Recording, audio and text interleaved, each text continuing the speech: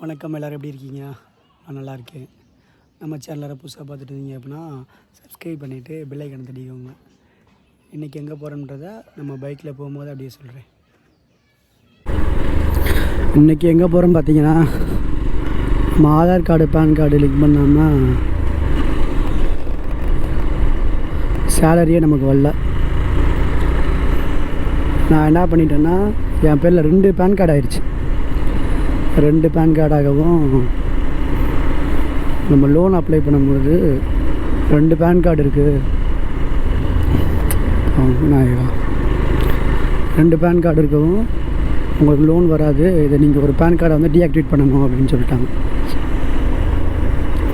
சரி, நான் போய் செக் பண்ணி பார்த்தா